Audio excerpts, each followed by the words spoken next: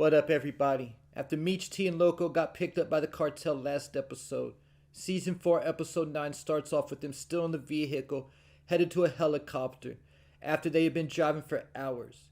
And as they were getting close to the helicopter, the federales showed up, shooting the driver in the head, where Loco had to take over driving, and Meech and T shot it out with the federales from the back of the Jeep. And at this point in time, the narrator, OGT, says that his fate was being determined by Meech and the motherfucker in the driver's seat, talking about Loco. And this just shows the contrast in relationship that Loco had with Meech and T individually. Meech considered Loco family and like a brother, while T called Loco a motherfucker. And with Loco's death this episode, I have to ask the question if it had something to do with what happened during their time in Mexico. And either though Loco's death is being blamed on a rival cartel, like I talked about in a video I made last week, I don't rule out that Manuel had a hand in Loco's death. And there's also a couple clues in the episode as well. Bryant told Officer Hardy that he was looking for a coincidence, because in their job that doesn't exist. And was it a coincidence that Meech and T arranged a business meeting with Manuel, and as soon as that happened, before the meeting even took place, Loco gets killed? And during the meeting, Manuel dropped another clue that it was potentially him. When he was rolling his own cigar, he told Meech that in his experience, the best of anything is to leave nothing to chance and no detail overlooked. And like I said, I also question if it was potentially something that happened in Mexico that could be behind Loco's death. And Manuel also mentioned to Meech and T when they first met that he had heard about their time in Mexico. Not to mention, Manuel went through the entire meeting with Meech and T, and it wasn't until the very end of the meeting when he told them that Loco was dead. He also told them now that Loco has paid with his life, their beef with the rival cartel is over with.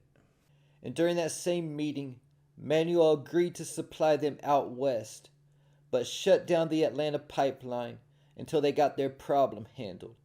Meech and T told Manuel about how they were having problems in Atlanta, talking about the raids, Laz being found dead, and because of that they had to switch up everything in Atlanta, changing the stashes, the routes, finding new drivers, and swapping out all their phones.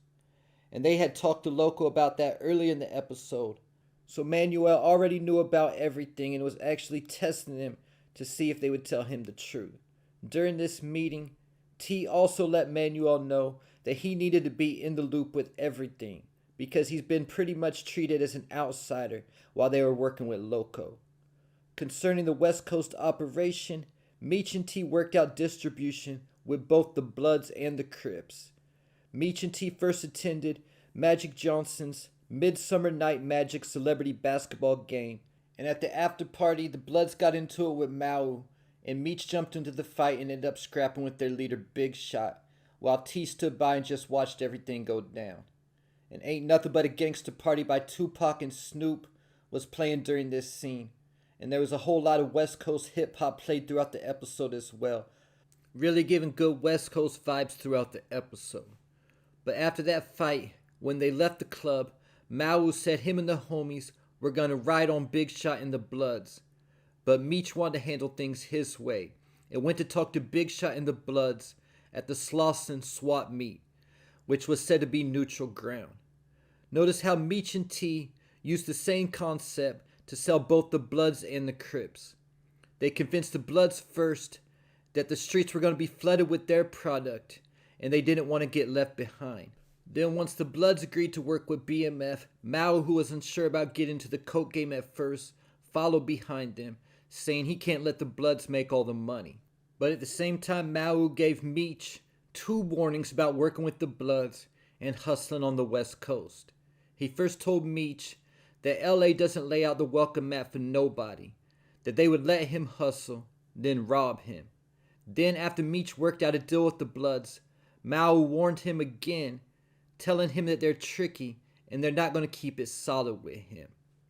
At the beginning of the episode, Bryant and Hardy found their informant Laz dead and shot through the mouth. But Bryant told Hardy that it wasn't Meech's MO to draw attention like that. So they got the video surveillance from Platinum Palace, only to find Laz getting into none other than B. Mickey's car. Because of that, they put an APP out for B. Mickey in the car he was driving. While B. Mickey started off the episode about to break into Meech's house with a gun in his pocket when Charles walked out and stopped him and sent B. Mickey on his way. And as soon as he got back inside, he got the call from Lucille that he needed to get back to Detroit because Nikki was in labor. Charles tried to call Meech and T, but their phones were disconnected. Keeping in mind that was part of what they had to do after the raids. So he left a note telling them what was going on. Brian and Hardy tracked down B. Mickey's car at the Peachtree Hotel and busted into the hotel room, but B. Mickey wasn't there. But Brian did notice something rattling in the AC, only to find the gun that B. Mickey killed Laz with hidden in it. And Brian had a flashback to the first time he caught B. Mickey with a murder weapon. And this time he chose to do the right thing and checked it into evidence, letting them know that Brian Mickey was the suspect. When Brian and Hardy were in B. Mickey's hotel room, B. Mickey was coming around the corner with food and saw them and took off running.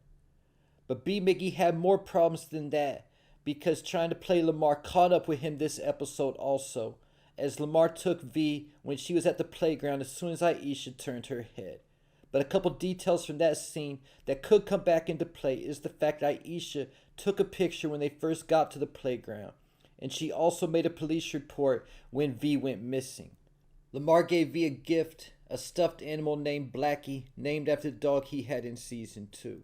Then showed up at Aisha's apartment and got the address to the Peachtree Hotel where B. Mickey was staying, only to find out that Meech T and B. Mickey were all three going to be in Atlanta.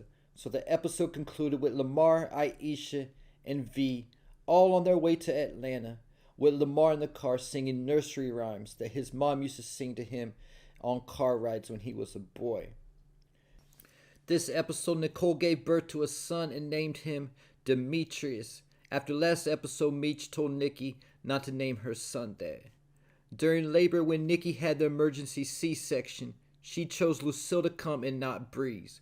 But after the baby was delivered, Nikki revealed to Lucille and Charles that her and Breeze are going to be moving out and getting their own place.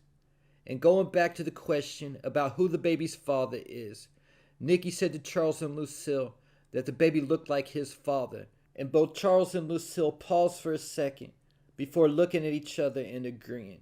So the child probably doesn't actually look like Breeze.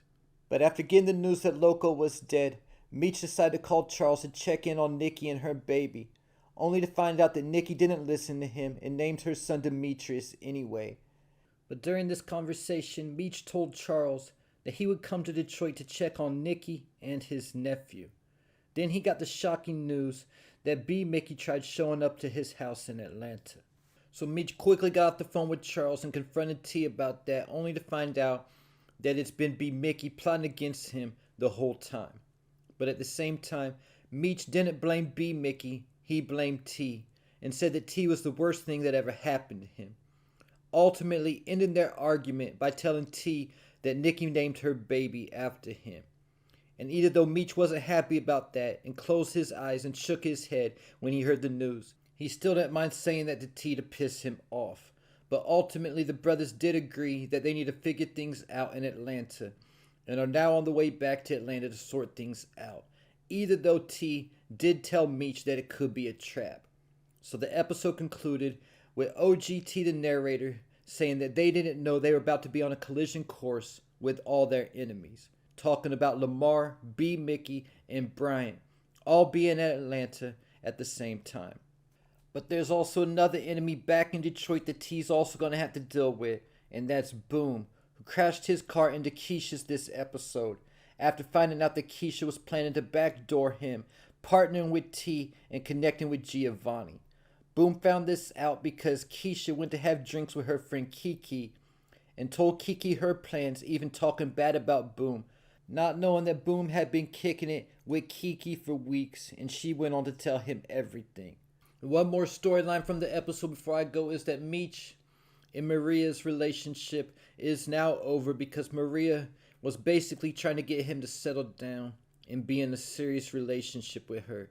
But Meech just wants to focus on his business and party.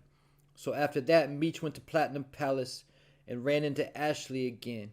And when she got off work, they went back to Meech's house and hooked up. And there you have it. Leave your thoughts, theories, and predictions in the comments.